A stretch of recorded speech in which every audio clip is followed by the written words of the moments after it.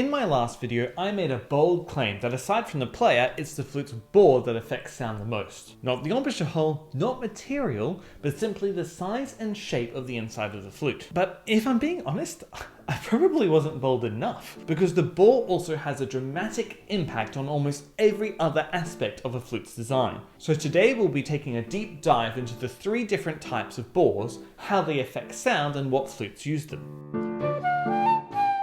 Later, we'll listen to a range of flutes and compare them, but first, what actually is a bore and why is it so important? Put simply, the bore is the inside of the flute. In particular, it's the shape and size of the empty space inside the flute, and it matters a lot. That's because the bore determines the size and shape of the column of air inside the flute, which is what's actually producing the sound.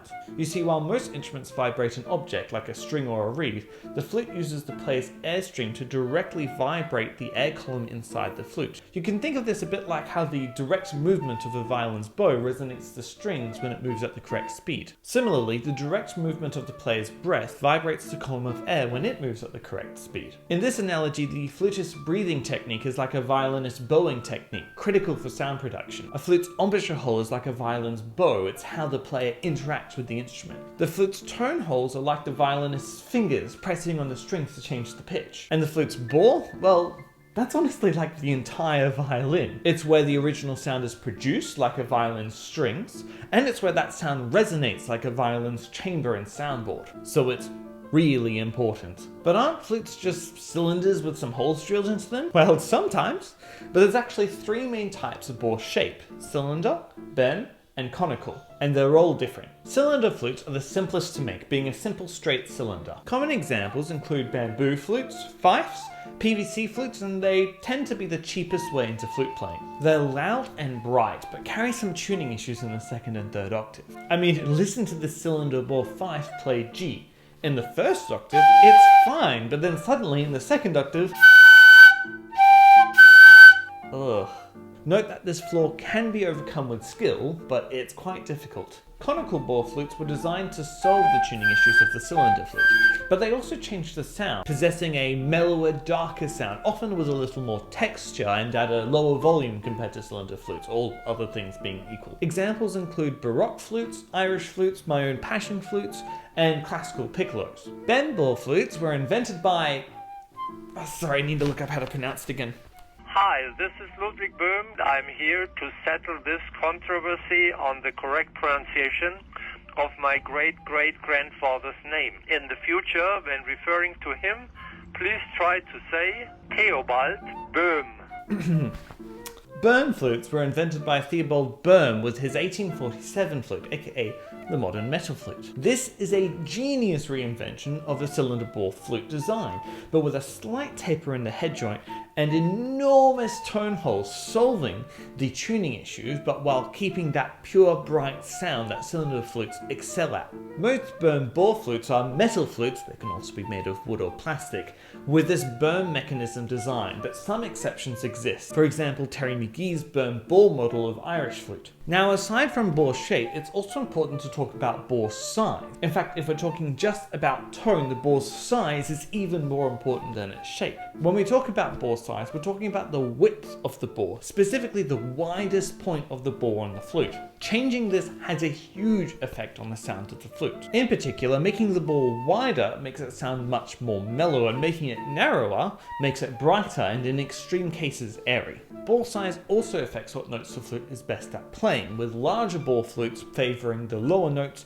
and narrow bore flutes favouring the higher notes. That's why the lowest notes on, say, a classical piccolo are so hard to get out, but the high notes come out so easily. Its narrow bore compromises its lowest notes to bring those higher notes within reach. With both these pieces of information, it really explains how bores work, and even allows us to predict what flutes are going to sound like. For example, this fife in C shown earlier has a narrow cylinder bore. The narrow bore means we expect it to be bright and airy, and the cylinder shape means we expect it to be even brighter with poor tuning in the 2nd octave. Contrast this with one of my PassionFlutes in C, which has a much wider bore for a rich, mellow sound and a conical shape for improved tuning and extra mellowness. The wide bore also means that the PassionFlute will be better at playing the low notes, with the fife better at playing the high notes. And if we listen to them,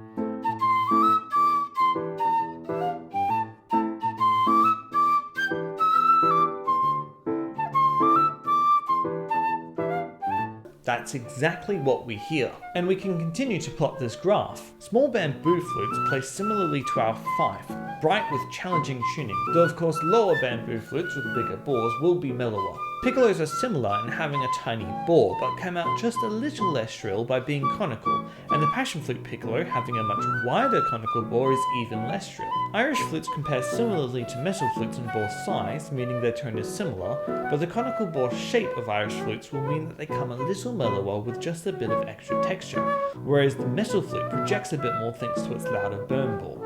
And if you want a conical sound but can't afford a full Irish flute, the PassionFlute plain G4 has a huge conical bore, nearly as big as the metal and Irish flutes, meaning that despite being a small flute, it's really quite mellow. And speaking of mellow, metal alto and bass flutes use the Boehm bore, but come in as the mellowest on this list simply due to having huge bores. But imagine a bass flute with a conical bore. I should make one of those one day. Now this chart is hardly exhaustive, but it still demonstrates that there's a huge range of instruments out there. Now I'm a huge fan of conical flutes, particularly big bored conical flutes, as you can probably tell from the flutes that I make and how they sound. That's in large part because while cylinder and Boehm flutes are popular, there's something really special to me about a good playing conical flute. But for most people, the only experience they get to play a conical instrument is the ultra narrow bored classical piccolo. And that just sucks. That's exactly why I make the PassionFlute Play series. It's an opportunity for people to try playing a nice conical flute in an affordable and accessible way, something that hasn't really existed before.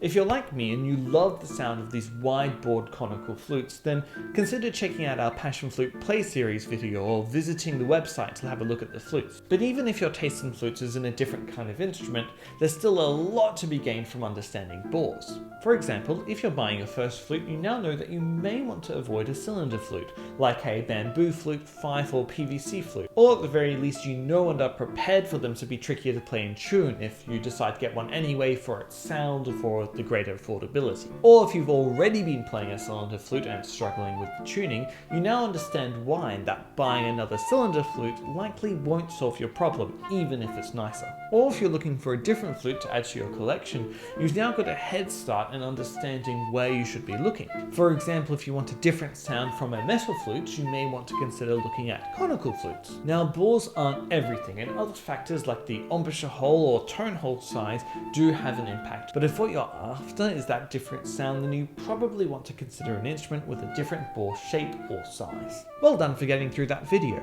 Since you made it, I now want to hear your opinion. Which is your favorite bore? Do you like the bold and pure Boehm bore, the dark and textured conical bore, or the affordable and bright cylinder bore? And would you rather it be narrow to be extra bright or wide to be extra dark?